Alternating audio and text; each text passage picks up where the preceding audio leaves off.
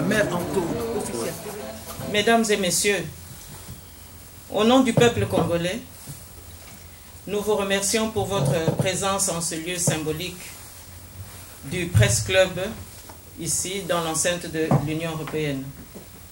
Et tous ceux qui, à travers le réseau de communication en ligne du Presse Club lié à l'Union européenne et qui nous suivent également en direct, nous vous remercions pour le temps que vous nous accorderez.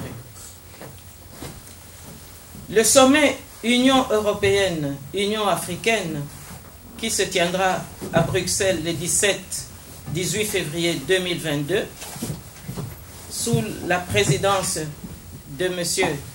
Emmanuel Macron, président de la République française, aura comme ordre du jour, entre autres, la bonne gouvernance, la problématique des réfugiés africains qui traversent la Méditerranée, le Sahel, l'Éthiopie, le Soudan, le Sahara occidental, la Chine, le Sahel islamiste, le Congo, le changement climatique, la corruption et la pandémie de Covid-19. En raison de cet agenda, nous sommes venus ici pour la cause de notre pays, la République démocratique du Congo.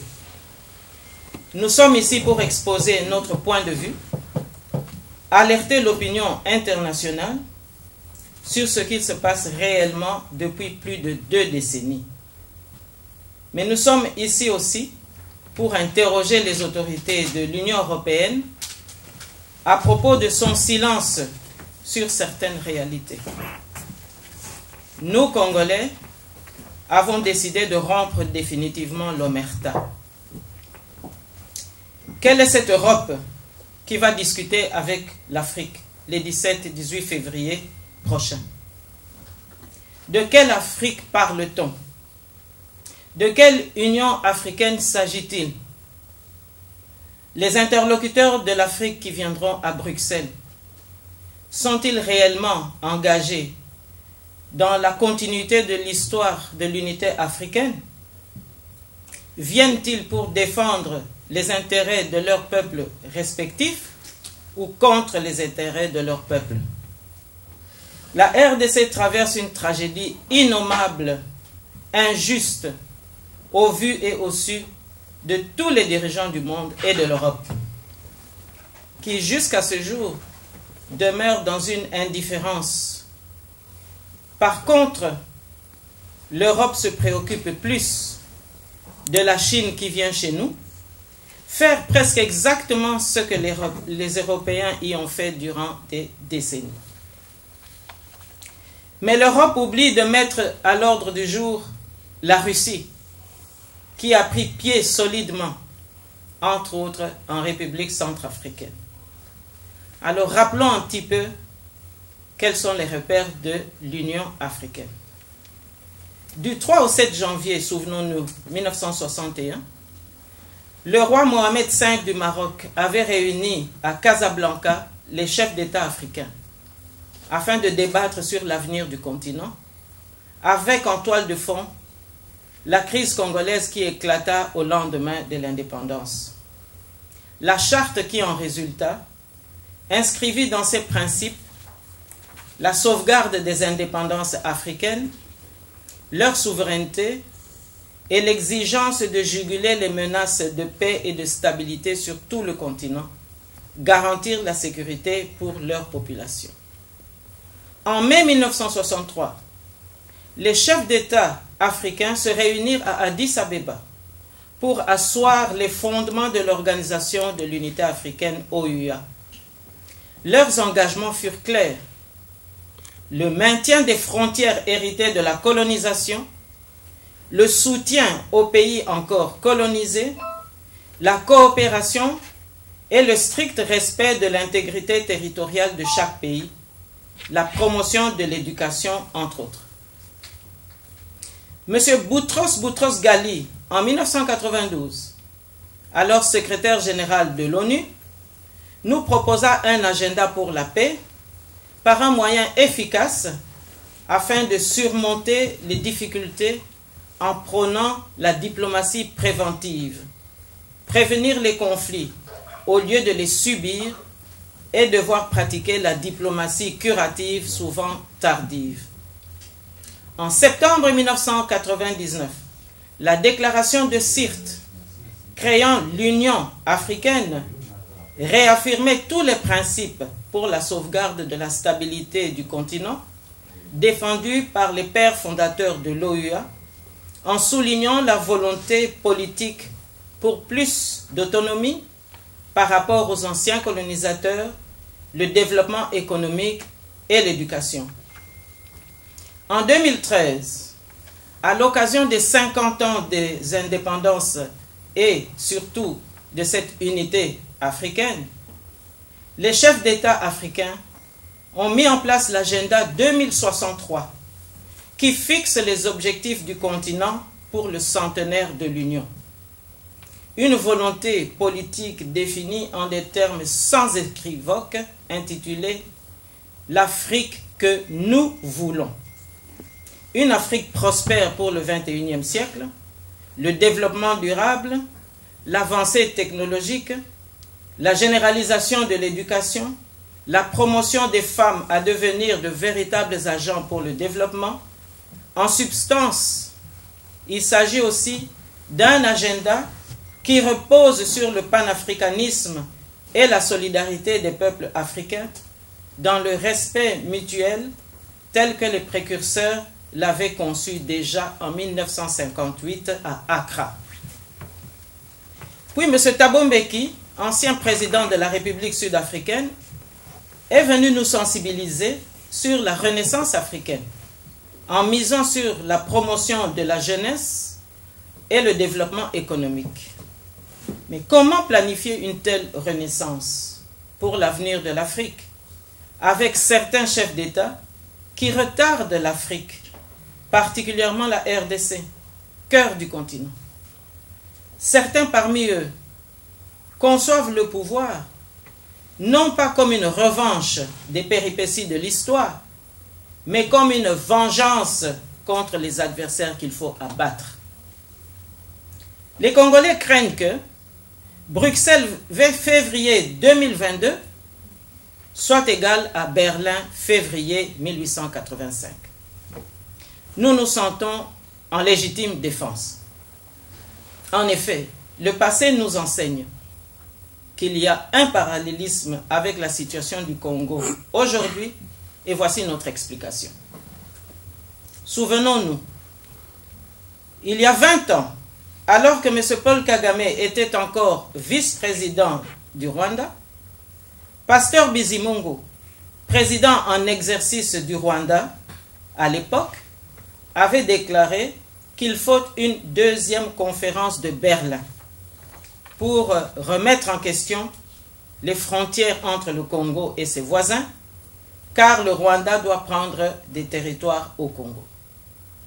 Comme vous le savez, la conférence de Berlin en 1885 consistait à définir les territoires et les frontières de l'Afrique entre les grandes puissances. Il y eut des manœuvres pendant cette conférence de Berlin, manœuvres qui profitèrent au souverain belge Léopold II.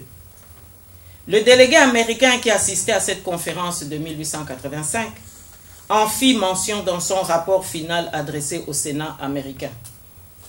Le fait accompli fut entériné. À la lumière de ce que vit le peuple congolais, nous refusons que le Rwanda et l'Ouganda obtiennent du sommet Union européenne-Union africaine des 17 et 18 février 2022 un droit de modifier nos frontières comme ils en exprimèrent la volonté il y a 20 ans. Or, force est de constater que depuis 2 décennies, toutes les opérations militaires du Rwanda et de l'Ouganda contre le Congo visaient cet objectif, à la faveur certes d'une conjoncture politique, géopolitique particulière et une politique du fait accompli évident. Cette conjoncture particulière démontre que Berlin 1885, tributaire de la révolution industrielle à la fin du 19e siècle début XXe siècle, entraîna l'avènement de la colonisation du Congo, pays qui disposait des ressources en matières premières indispensables pour l'exploitation économique dont l'Europe avait besoin. Sur le plan humain, les massacres et les mutilations sauvages et barbares des populations congolaises constituaient des éléments intrinsèques de ce système de prédation. Aujourd'hui, le contexte de la révolution technologique de la fin du XXe siècle, début XXIe siècle, a entraîné la mondialisation avec de nouveaux modes d'exploitation et de pillage. Encore une fois, ici, le Congo dispose des matières premières stratégiques recherchées pour cette exploitation économique. Sur le plan humain, dans un tel contexte, ici également, les massacres et les mutilations de nos populations congolaises attestent que les mêmes causes produisent les mêmes conséquences qu'autrefois. Cela permet d'observer qu'en l'espace de 100 ans, 2 révolutions géostratégiques en Occident ont pris en otage le développement du Congo. La violation des droits de l'homme dans les 2 cas sont des constantes. Hier, perpétrée par le colonisateur belge qui agissait directement sur le terrain, aujourd'hui perpétrée par le Rwanda et l'Ouganda, soutenus par l'Union européenne, dont la Belgique fait partie, autrement dit par les mêmes pays européens. Malheureusement, nous observons avec beaucoup de regret que le centre de gravité de la souveraineté congolaise, pour des raisons inavouées, s'est déplacé à Kigali, ce qui pour nous est inacceptable. Nous remarquons aussi qu'hier, pendant la colonisation, l'exploitation économique était possible grâce au rôle des chefs coutumiers inconscients, de la portée juridique des actes qu'ils posaient et des enjeux géostratégiques qui y étaient liés. Ils apposaient simplement leur pouce, c'est-à-dire leur signature, marquant ainsi leur accord sur des documents dont ils ne mesuraient pas toutes les conséquences. Un chef coutumier, considéré comme un sage dans la société traditionnelle, avant l'arrivée des Blancs, devenait pour ces derniers un faire-valoir pour justifier le droit de prédation. Dans la gouvernance moderne de la colonisation, le pouce au rendement médiocre était le pouce de l'intelligence. Aujourd'hui, ces mêmes courants prédateurs européens, avec l'aide de nos agresseurs, soutiennent au Congo des mécanismes sournois pour rechercher le même rendement de médiocrité. Des élections frauduleuses leur en donnent l'occasion. Il faut donc des chefs politiques issus d'accords, d'arrangements illicites, des deals personnels entre des individus, et non avec des institutions représentatives du peuple. Ce scénario entraîne de facto des gouvernances médiocres, dénuées de toute conscience nationale, de tout patriotisme, assorties de nominations arbitraires, entre autres. Et dans ces conditions, l'irresponsabilité des chefs coutumiers d'hier, si favorable à l'exploitation servile du colonisateur, correspond à l'irresponsabilité des chefs politiques d'aujourd'hui, si favorable au pillage et à l'exploitation servile des occupants. Les premiers signaient sans connaître la portée juridique de leurs actes, et les seconds signent aujourd'hui sans comprendre la portée sociopolitique et économique de leurs actes. Et c'est avec ceux-là que les irresponsables, les non-élus, les prétendants douteux, que la communauté internationale préfère traiter les grandes questions du Congo.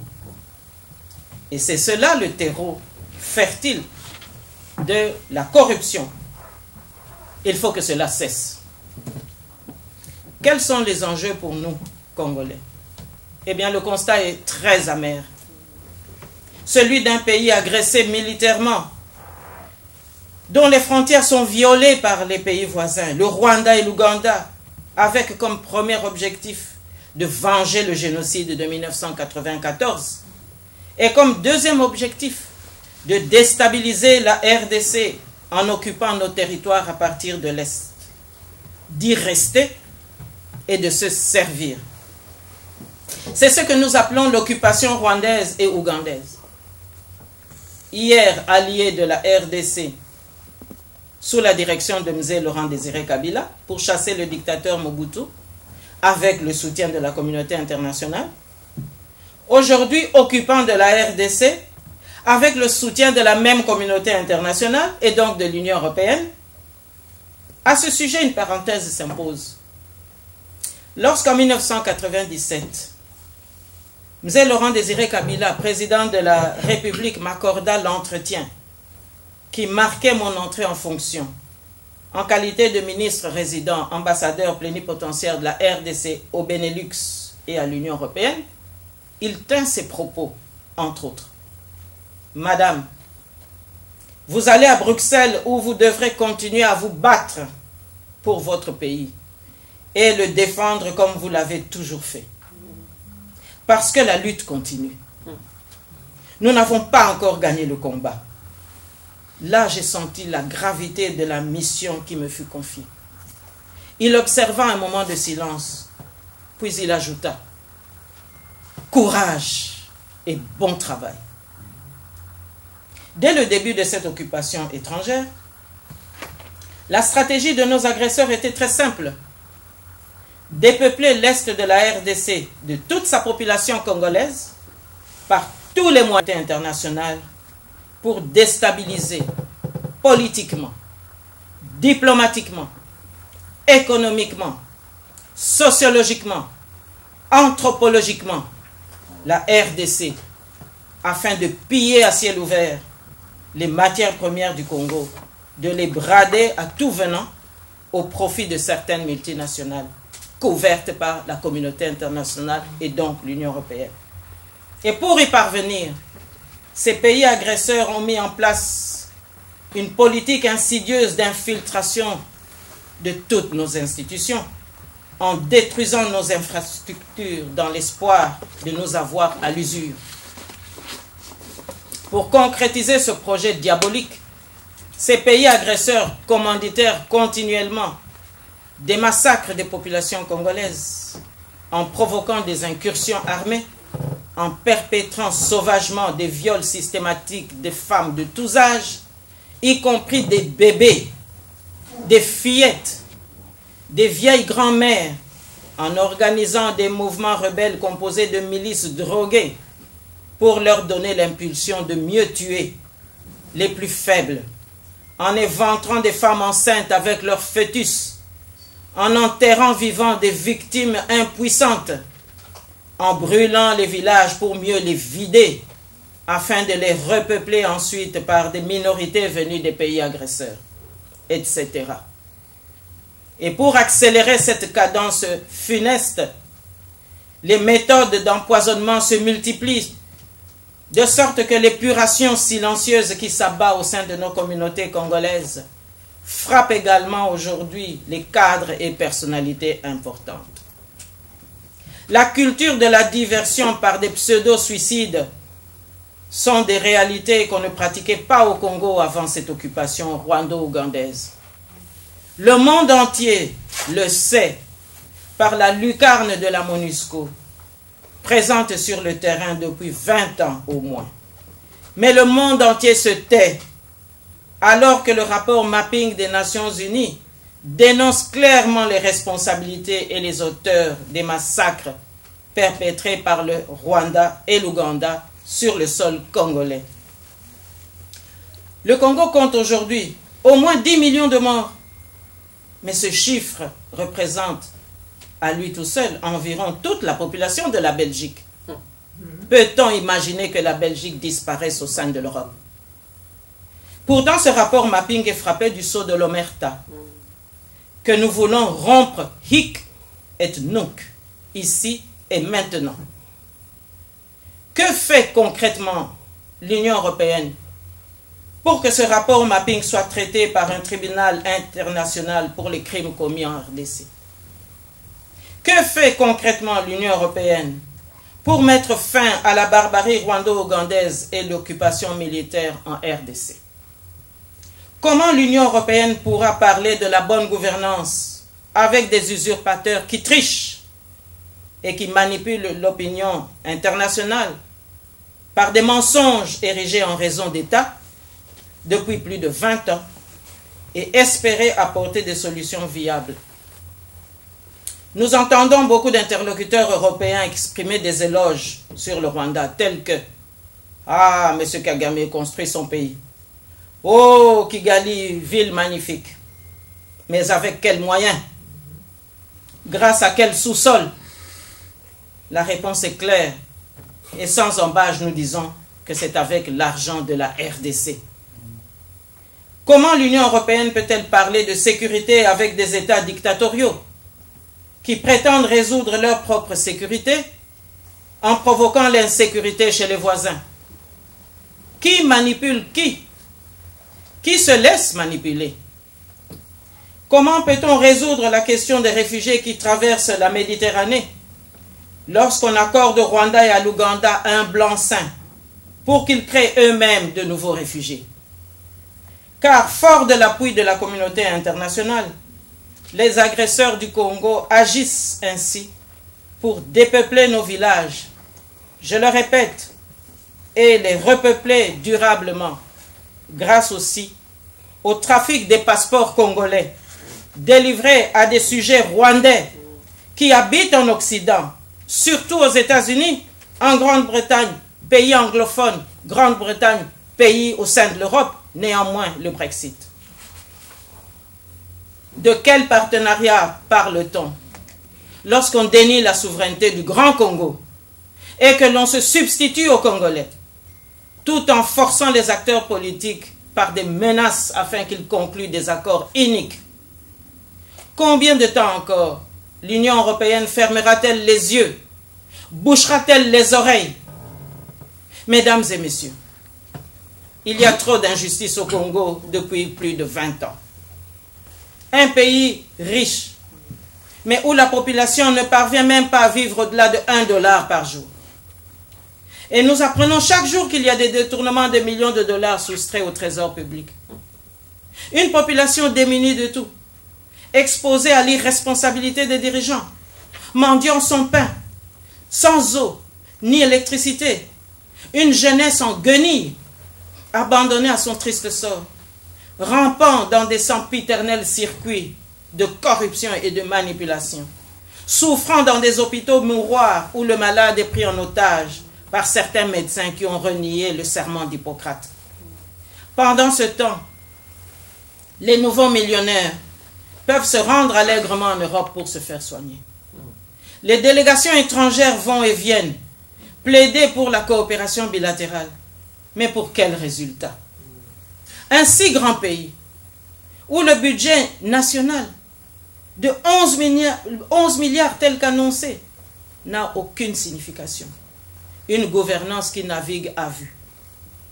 Et pourtant, lorsqu'on regarde attentivement le récent documentaire du cinéaste belge M. Thierry Michel, intitulé « L'Empire du silence », ce seul titre en dit long sur ce qui apparaît dans ce film, comme un vaste complot contre la RDC, et qui explique les multiples interrogations exprimées ce jour, ici, en ce lieu.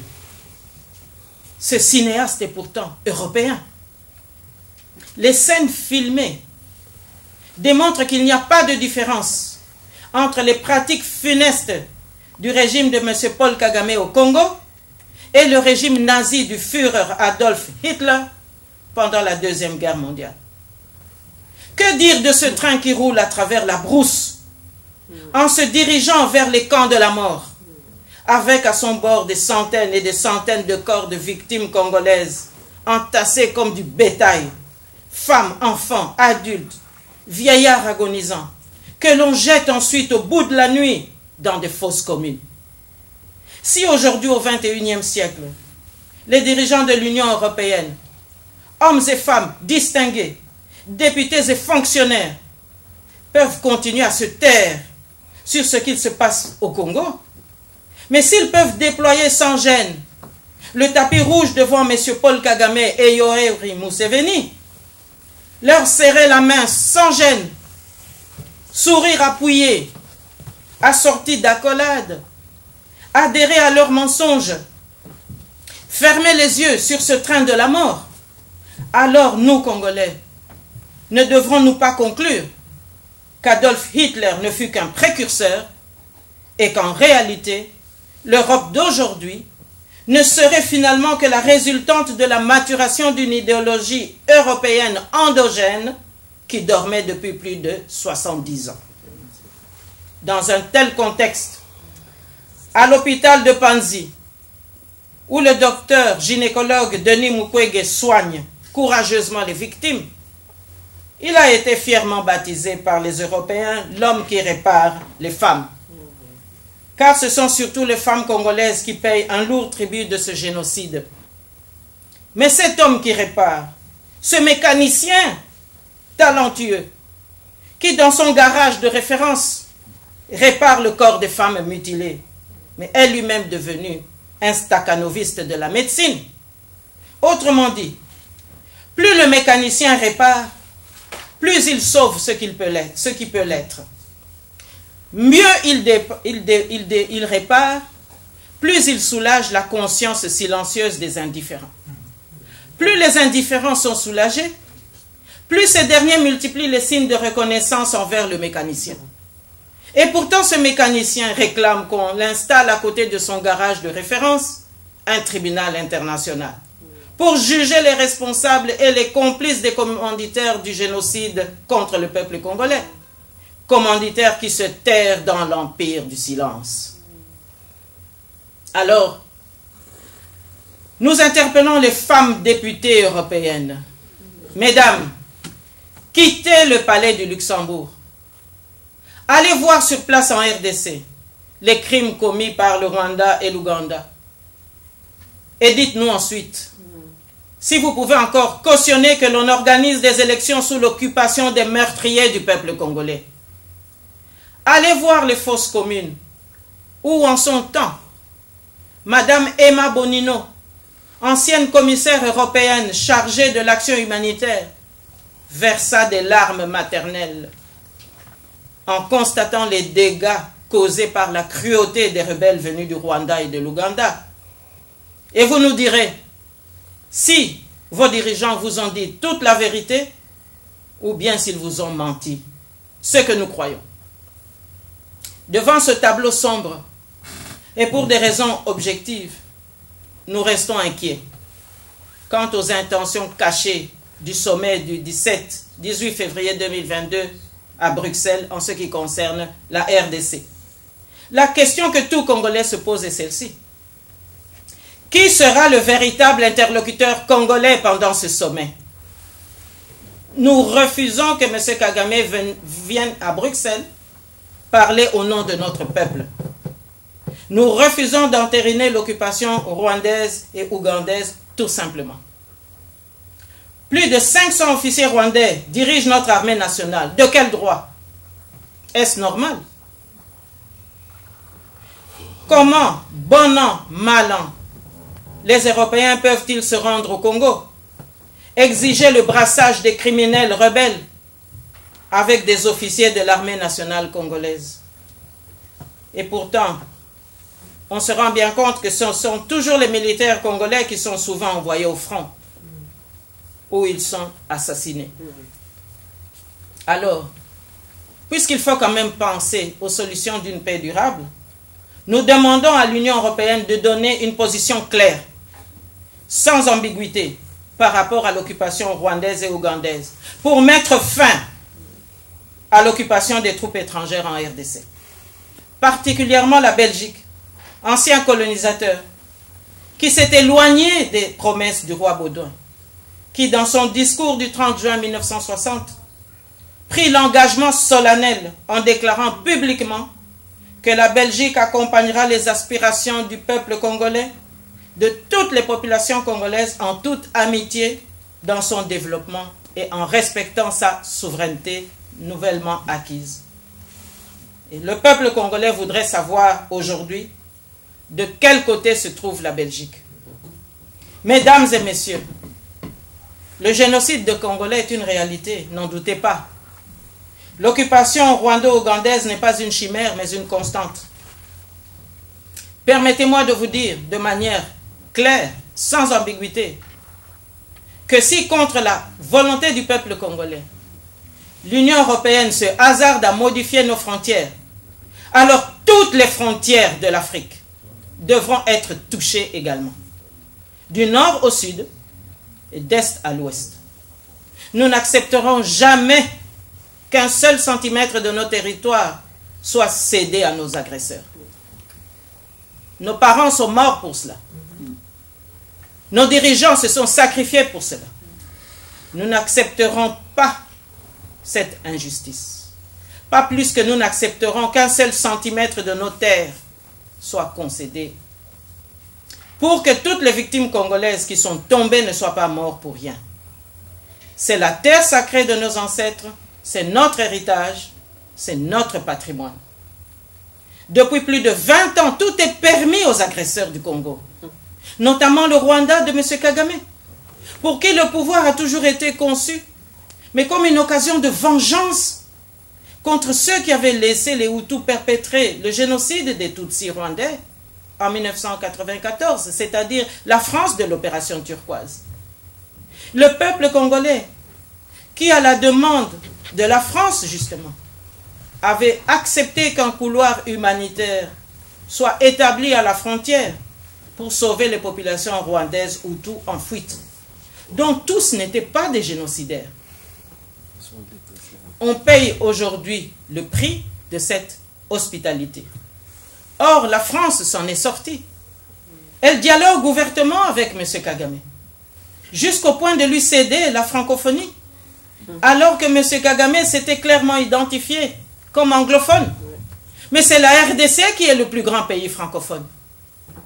Nous exigeons que la souveraineté du peuple congolais soit respectée et que la communauté internationale mette fin à son soutien aux agresseurs du Congo et que les matières premières de la RDC soient négociées avec les autorités congolaises et non avec les agresseurs Kagame, Museveni et leurs nombreux sous-traitants infiltrés dans la gouvernance du Congo dans tous les domaines. Nous exigeons que le Rwanda et l'Ouganda ainsi que leurs militaires, y compris tous leurs officiers supérieurs, notamment les 500, ainsi que leurs activistes politiques, quittent sans condition et sans délai le territoire congolais. Qu'ils aillent résoudre chez eux leurs problèmes communautaires entre Hutus, Tutsis et toi. Pour ce faire, il est grand temps que l'Union européenne exige au Rwanda, souvent chef de file dans cette logique d'occupation, qu'il organise chez lui un dialogue inter-rwandais. Malgré l'inefficacité de la MONUSCO, nous sommes convaincus que l'Union européenne et l'ensemble de la communauté internationale ont encore la capacité de mettre fin à la tragédie qui sévit en RDC depuis plus de 20 ans. Il suffit simplement de courage et de volonté politique résolue. Par ailleurs, nous interpellons tous nos chefs d'État africains, sans exception, qui participeront à ce sommet Union européenne-Union africaine du 17-18 février 2022, de se montrer dignes de la confiance de leur peuple, de mesurer la gravité de ce moment historique, puisque c'est tout l'avenir de notre continent qui est en jeu. À leur tour, qu'ils prennent toutes leurs responsabilités pour jouer pleinement leur rôle de garant de l'unité africaine, de l'indépendance de nos États, et qu'ils s'impliquent totalement dans le dossier congolais. Qu'ils se rappellent que la stabilité de notre continent, ainsi que la paix, dépendent directement de la souveraineté et de la stabilité du Congo. À tous nos frères congolais, à travers la République démocratique du Congo et en diaspora, je leur demande de rester unis, d'avoir confiance et de défendre la terre de nos ancêtres. J'invite donc tous les Congolais qui veulent rester libres de continuer à se battre pour la libération de notre pays jusqu'à la victoire. Et nous vaincrons car notre cause est juste.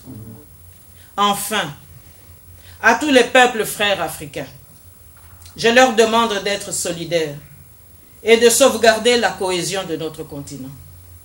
In fine, nous attendons de l'Union européenne qu'elle applique le principe de l'éthique réciproque, une exigence cardinale, à savoir que ce qui est acceptable en Occident au nom du droit, de la démocratie et de la morale, soit acceptable en Afrique au nom du droit, de la démocratie et de la morale. C'est ainsi que nous pourrons construire sur de nouvelles bases solides un véritable partenariat entre l'Europe et l'Afrique. Désormais, plus personne ne pourra dire qu'il ne savait pas. Tout a été dit. Je vous remercie.